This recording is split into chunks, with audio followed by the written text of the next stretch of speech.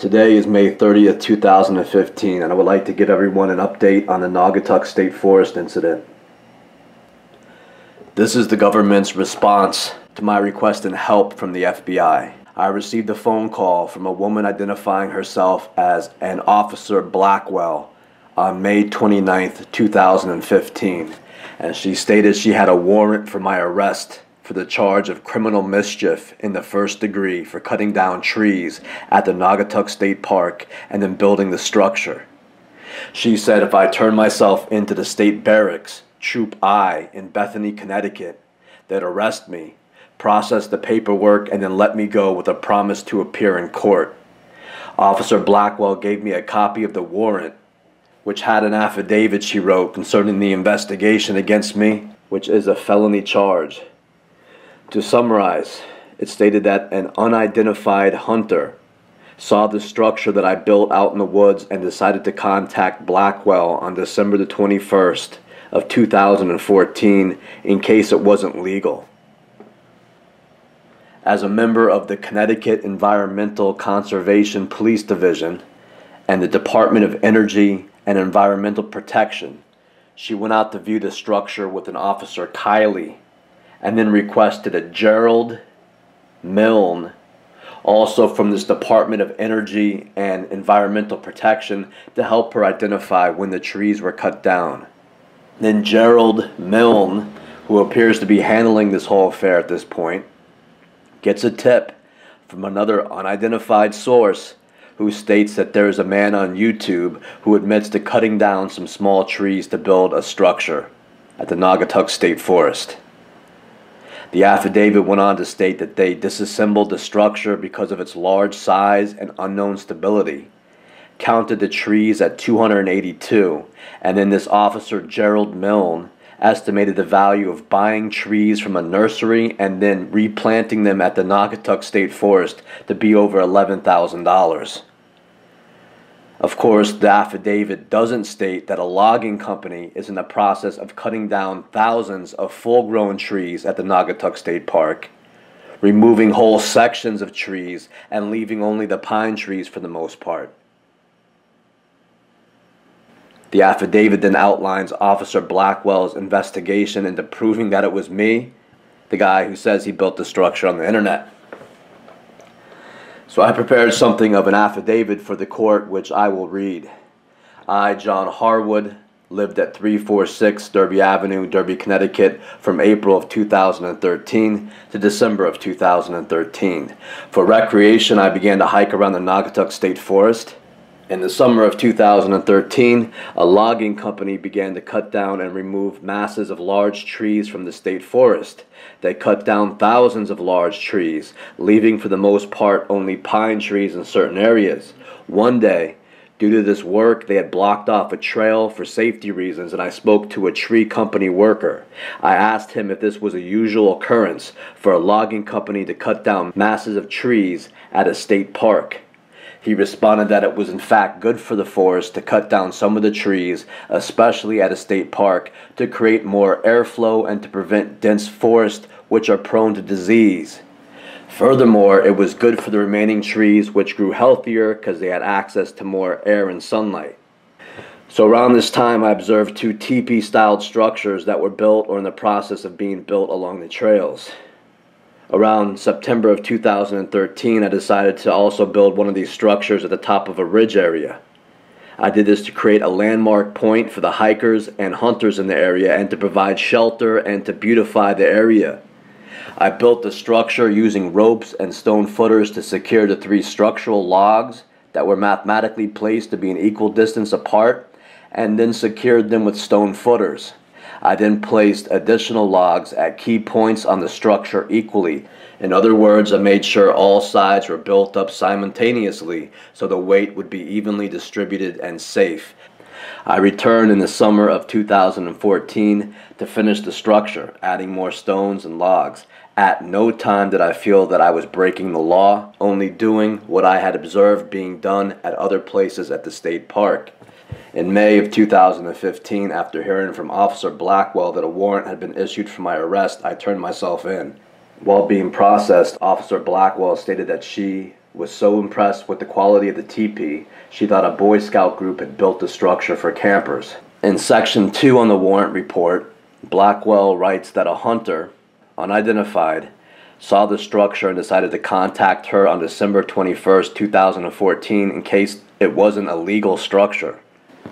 Yet while being processed, I asked Officer Blackwell how this charge transpired, and she stated, "From me. I spent all winter long watching your YouTube videos." After seeing Officer Blackwell at Troop I recognized her. I realized that I saw her in the fall of 2013 at the Naugatuck State Forest. She was walking along the Purple Trail, approximately a 10-minute hike from the structure. She was dressed in camouflage hunter's clothes and was carrying a hunting rifle. Officer Blackwell's report is in part based on a documentary video entitled The Naugatuck State Forest Incident that I posted on YouTube. The video documented my time spent living in Derby, Connecticut from April through December of 2013. What inspired me to make this video was that while hiking the trails around the Peat Swamp Reservoir and the Naugatuck State Forest, I found a few things that seemed out of place. The first appeared to be an adult human tibia, which I found along the bank of the Peat Swamp Reservoir in September of 2013. After calling 911 to report this, the dispatched officer says that it was most likely a deer bone, and then he left it on scene. Next was the finding of several helium balloons in different stages of deterioration. 4 balloons were found at the ridge area location where I was building the structure, and a 5th was located on a trail nearby the ridge. These balloons looked out of place and made me feel uneasy because I never saw any children at the Naugatuck State Forest, and the ridge area was a remote area where I only saw a few other people, most of which were hunters. So I did not understand why so many balloons were left abandoned in this remote area of the forest. After looking around the area, I located a couple of mounds. One appeared as though a hole had been dug in the ground because dirt and pebbles were still visible on the top of the mound. All of this gave me a terrible feeling. I took video of all this, the mounds, the balloons, and the police officer stating that the bone I found was a deer bone. I also included within the documentary my experiences with the tenants at 346 Derby Avenue, where I stayed in Derby, Connecticut, and owned by Ansonia police officer Joseph Jackson. Jackson's tenants were a distasteful lot who were into hard drugs, alcohol, and criminal actions. This included breaking into my room when I was out, stealing things, and getting arrested for building huge bonfires in the backyard, burning all the firewood at once, and then the furniture as well. Subsequently, the bone, believed to be a human tibia, disappeared from a storage closet at 346 Derby Avenue. Since the responding officer did not seem interested in the bone, I had brought it back to the apartment so I could identify it. I realized that it was gone when I moved out of the premises in December of 2013. All of this and more motivated me into making the documentary video called The Naugatuck State Forest Incident that I hope will get the attention of the authorities, whose job it is to investigate matters which may be considered internal affairs, or in other words, if the local police were not interested in what appeared to be a human tibia found, maybe the FBI would be. However, after posting this video on the internet, the only interest I received from the authorities was in prosecuting me for building a structure for the campers, hikers, and hunters to find shelter in and to better enjoy the area. So that is what I'm going to say in court.